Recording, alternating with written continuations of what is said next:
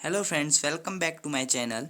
और आज हम पढ़ेंगे class 10 chemistry chapter number 1 chemical reaction and equations. हम इसका क्विक रिवीजन करने वाले हैं। इसमें आपको मैं बता देता हूँ कि chemical reactions, chemical equation, balance equation, chemical equations के टाइप और कोरोजन के बारे में बताया गया है। तो चलिए स्टार्ट करते हैं। Chemical reactions, whenever a chemical change occur we can say that chemical reaction has taken place. Chemical reaction तब होता है जब कोई केमिकल चेंज कोई सब्सटेंस में अकर करता है या होता है, उसे हम केमिकल रिएक्शन बोलते हैं। जैसे कि हम फूड इनहेल करते हैं, खाते हैं, तो हमारी बॉडी में जाके डाइजेस्ट होता है, उसमें भी केमिकल रिएक्शन है। रस्टिंग ऑफ आयरन, लोहे के वस्तु में जंग लगने को भी केमिकल रिएक्शन बोलते हैं। हमारे रेस्पिरेशन को भी केमिकल रिएक्शन बोलते हैं। और हमारे जो बॉडी में बहुत सारी केमिकल रिएक्शंस होती हैं जो हमारी लाइफ प्रोसेस के लिए नेसेसरी हैं। और चलिए केमिकल इक्वेशन क्या होती हैं पढ़ते हैं। अ chemical reaction can be express symbolically by using chemical equations. कोई केमिकल रिएक्शन को हम सिम्बॉलिकली अगर रिप्रेजेंट करते हैं तो वो केमिकल इक्वेशन होता है। केमिकल इक्वेशन किसी सब्सटेंस को सिम्बॉलिकली ईजिएस्ट वे में रिप्रेजेंट करने को केमिकल इक्वेशन बोलते हैं। एग्जाम्पल ले लेते हैं। Magnesium is burn into air to form magnesium oxide can be represented as Mg, magnesium का साइन होता है। O2 ऑक्सीजन का साइन होता है। मैग्नीशियम प्लस ऑक्सीजन रिएक्ट करते हैं तो मैग्नीशियम ऑक्साइड बनाते हैं। वी कैन ऑब्जर्व और recognise a chemical reaction by observing change in state, colour, by evolution of gas और बाय चेंज इन टेम्परेचर। हम change in state, change in colour, evolution of gas और change in temperature से पता लगा सकते हैं कि केमिकल रिएक्शन हो रहा है। Physical state of reactant and product are mentioned to make chemical reaction more informative. Physical state जो जैसे रिएक्टेंट और प्रोडक्ट, रिएक्टेंट रिएक्ट करते हैं और प्रोडक्ट बनाते हैं। रिएक्टेंट जैसे मैग्नीशियम, इसमें जैसे ऊपर वाले एग्जाम्पल में था मैग्नीशियम और ऑक्सीजन रिएक्टेंट है और मैग्नीशियम ऑक्साइड प्रोडक्ट है। तो हमने इनके साइन तो नहीं लिखे हैं, मतलब इनके स्टेट तो नहीं लिखे हैं, पर लिखने पड़ेंगे अगर बैलेंस इक्वेशन बनाएंगे तो। We use G for gas, L for liquid, S for solid and AQ for aqueous. Balancing equation. We balance the chemical equation so that number of atom of each element involved in reaction remain same at reactant and product side. Balance equation, ये question exam में आता है कि balance equation क्या होती है और balance equation क्यों होनी चाहिए। बैलेंस इक्वेशन ये होती है कि जब रिएक्टेंट और प्रोडक्ट का मास दोनों side, right and left side, equal होता है before reaction and after reaction, उसे बैलेंस इक्वेशन बोलते हैं।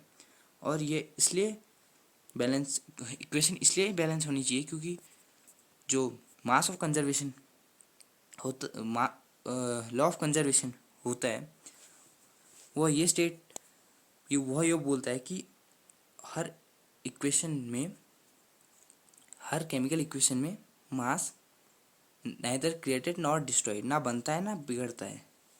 इसलिए हर इक्वेशन बैलेंस होनी चाहिए। एग्जांपल ले लेते हैं। Fe आयरन का सिंबल, H2O वाटर का सिंबल। आयरन और वाटर अगर रिएक्ट करेंगे तो आयरन ऑक्साइड बनाते हैं और वाटर बनता है उसके साथ।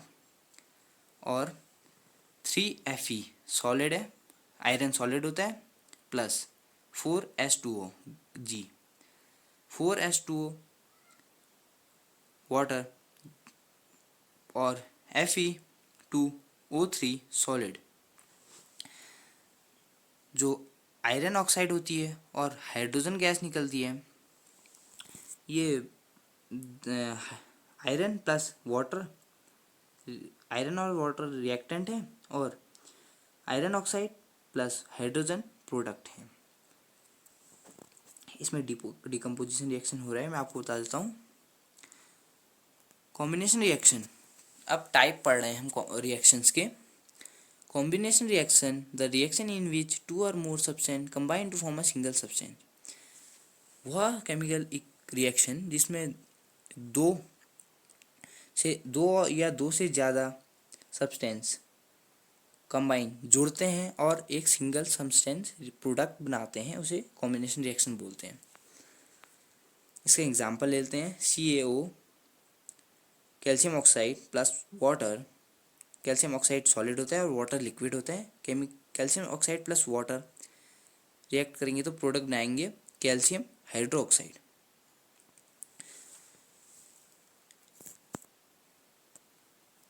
क्विक लाइम, कैल्शियम हाइड्रोक्साइड को क्विक लाइम भी बोलते हैं और स्लेक्ड लाइम भी बोलते हैं।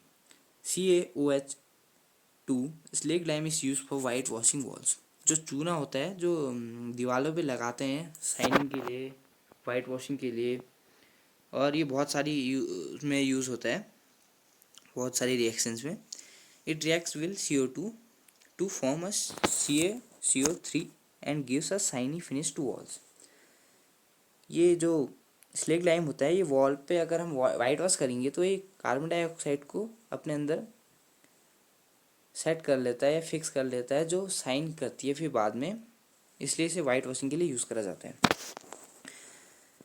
चलिए ये एग्जांपल तो ले लिया था हमने, अब एक बर्निंग ऑफ कोल और फॉर्मेशन ऑफ वाटर का एग्जांपल ले लेते हैं। बर्निंग ऑफ कोल सी होता है, सॉलिड होता है, साइन कोल का सी होता है सिंबल, और O2 का सिंबल होता है गैस। ऑक्सीजन का सिंबल होता है O2। ऑक्सीजन एक गैस है और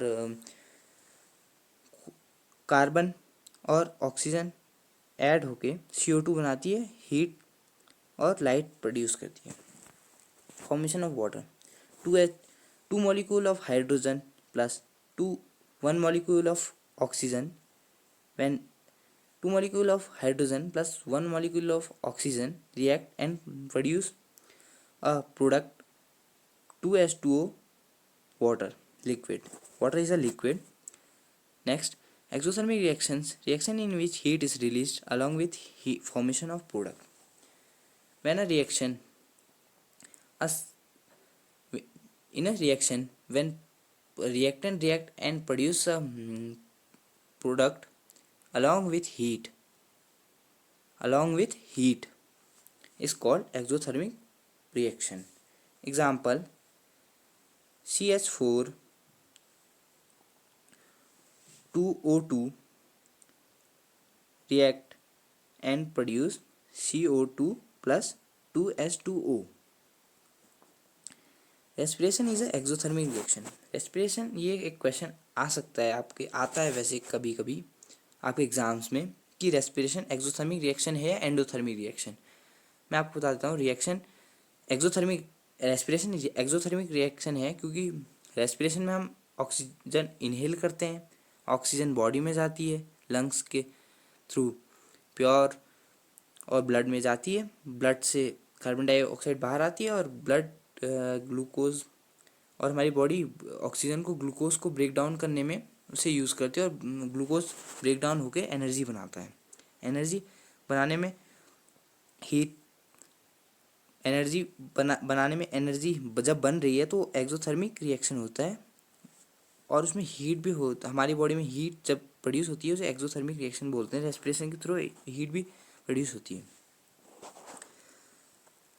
चलिए दूसरा लेते हैं, decomposition of vegetable matter into compost. अब दूसरा रिएक्शन ले लेते हैं, डीकम्पोजिशन रिएक्शन। जैसे कि ये नाम से ही पता चल रहा है, डीकम्पोजिशन रिएक्शन। डीकम्पोज मतलब होता है डिस्ट्रॉय होना या खराब होना, सड़ना, गलना होता है इसका मतलब। The reaction in which a single substance decompose to give two or more substance. Decomposition reaction can be three types. Decomposition reaction, when a single product decompose, split or break down into two or more products are called decomposition reaction. Decomposition reaction can be three types. Decomposition reaction के three types हो सकते हैं। Thermal decomposition, जब heat के through decompose होता है कोई substance, और थर्मल डिकम्पोजिशन में when a decomposition reaction carried out by heat, जब कोई सब्सटेंस हीट के थ्रू स्प्लिट होता है प्रोडक्ट बनाने के लिए, उसे डिकम्पोजिशन थर्मल डिकम्पोजिशन रिएक्शन बोलते हैं। इसका एग्जांपल है FeSO4, फेरियस सल्फेट। जब हीट होता है तो ferric oxide plus sodium oxide plus sodium oxide बनाता है गैस। अब दूसरा टाइप ले लेते हैं, electrolytic decomposition. When a reaction is carried out by electric current, जब कोई सब्सटेंस ब्रेक डाउन या स्प्लिट होता है इलेक्ट्रिसिटी के थ्रू, उसे इलेक्ट्रोलाइटिक डिकम्पोजिशन बोलते हैं। इसका हम एग्जांपल ले लेते हैं, जब वाटर में इलेक्ट्रिसिटी पास होती है तो 2 मॉलिक्यूल ऑफ हाइड्रोजन और 1 मॉलिक्यूल ऑफ ऑक्सीजन स्प्लिट हो जाते हैं। एक और टाइप है इसका, photolytic decomposition. When a decomposition reaction is carried out by light, when a light passes through a substance and it split into 2 or more products is called photolytic decomposition. As you know, photolytic means reaction happens in presence of light. Example, 2AgCl. Ag symbolize silver or Cl symbolize chlorine. 2 molecule of silver, 1 molecule of chlorine. When light pass through the silver chloride, it split into 2 molecule of silver and 1 molecule of chlorine. Silver bromide behave similarly. The above two reactions are used in black and white photography. जो silver chloride split होके silver और chloride बनाता है, उसे white photography, black and white photography में use होता है वो। ये क्वेश्चन आ सकता है हमारे एग्ज़ाम्स में, जो इंडिया में एग्ज़ाम होते हैं उनमें ये क्वेश्चन रिपीट होते हैं। Endothermic reaction. एंडोथर्मिक रिएक्शन क्या होता है, अब ये पढ़ लेते हैं। The reaction in which require energy in form of heat, light, electricity are called exothermic reaction. Simply ये बोलता है कि जिस रिएक्शन में हीट ऑब्जॉर्ब होती है, हीट रिक्वायर होती है, उसको बोलते हैं एक्सोथर्मिक रिएक्शन।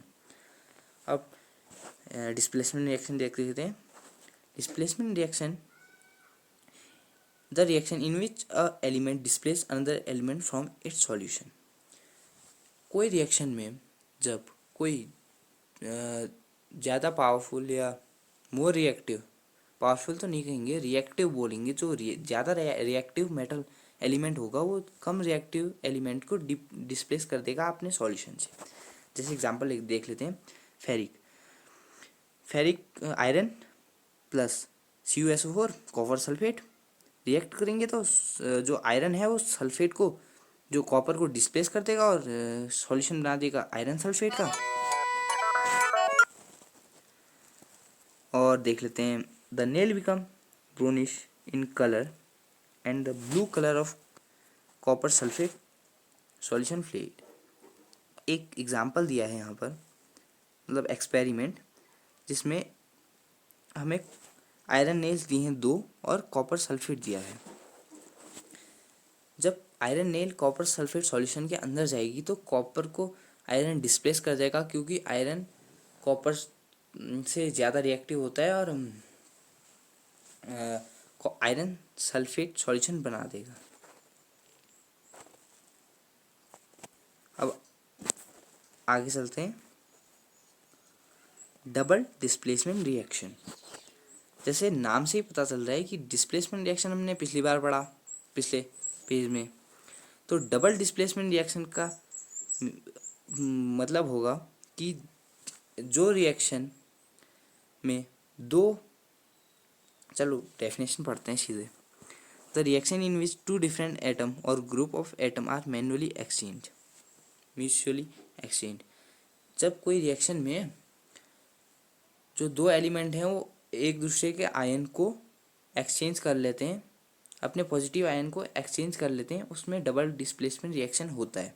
एग्जांपल ले लेते हैं, NaSO4 sodium sulphate plus bromium chloride react करेंगे, bromium sulphate plus sodium chloride. A white substance is form due to above reaction, the involve insoluble substance is called precipitate।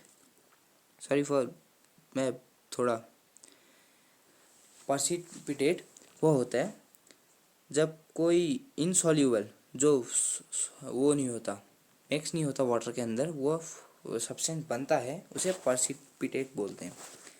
precipitation reaction, any reaction that produce a precipitate is called precipitation reaction। Example ले लेते हैं, Pb जो lead होता है, lead nitrate plus potassium iodide react करेंगे तो lead iodide और potassium nitrate बनाएंगे। अब आगे चलते हैं। Oxidation, oxidation is gain of oxygen और लूज ऑफ हाइड्रोजन।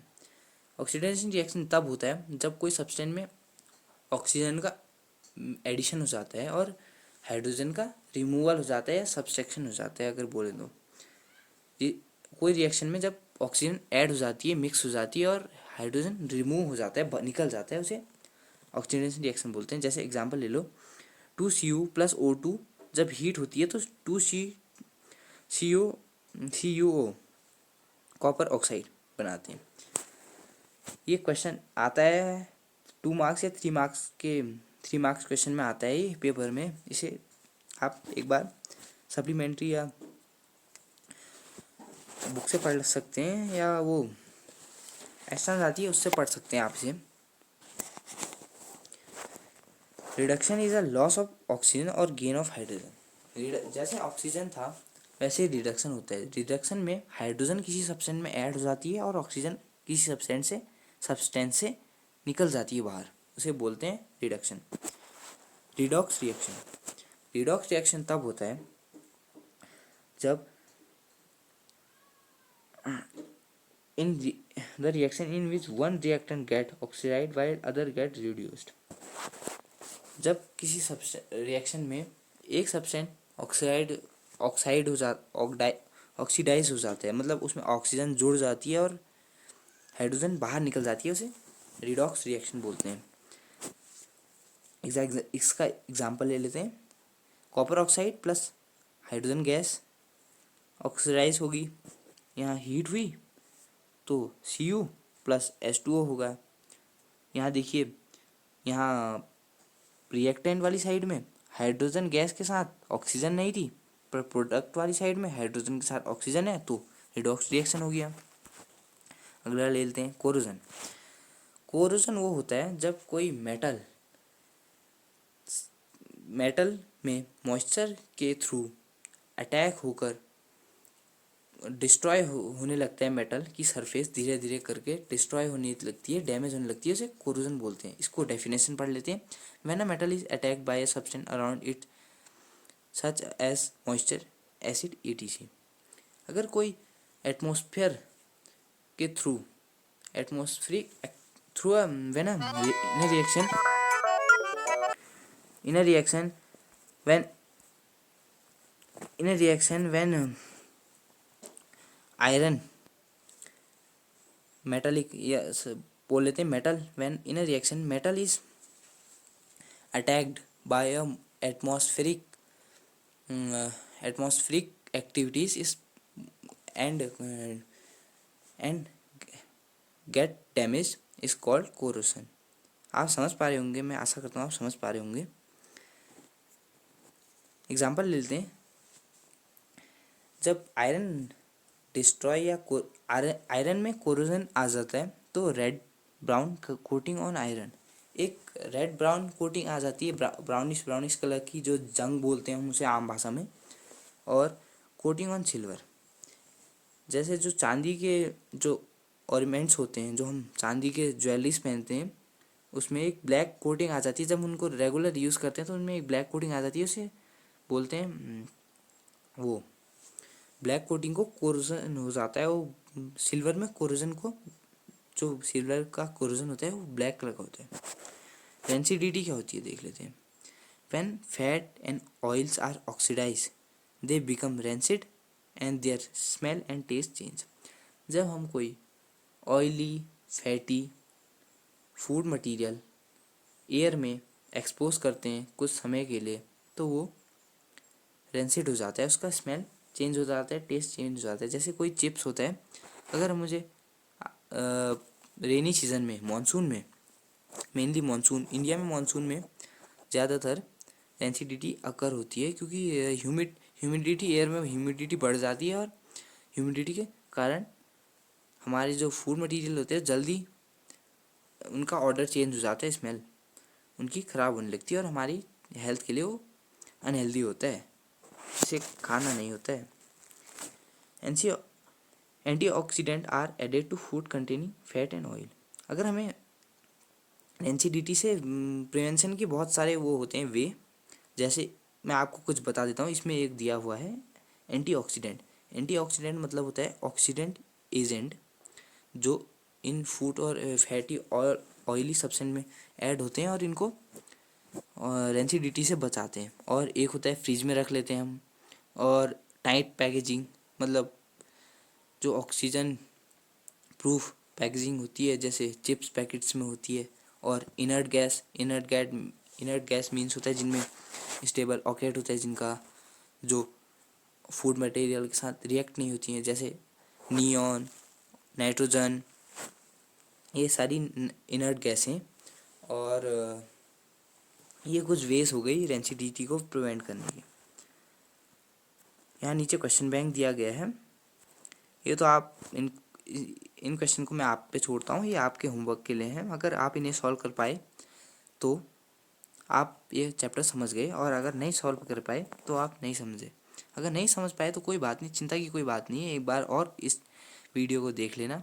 और यूट्यूब पे आपको काफ़ी सारी वीडियोस मिलेंगी इस चैप्टर के ऊपर, आप इसे अच्छे से समझ सकते हैं, अपने एग्ज़ाम के लिए तैयार हो सकते हैं। Best of luck. अगर आपको मेरी वीडियो पसंद आई हो तो शेयर, लाइक, कमेंट ज़रूर करना। Thank you. Have a nice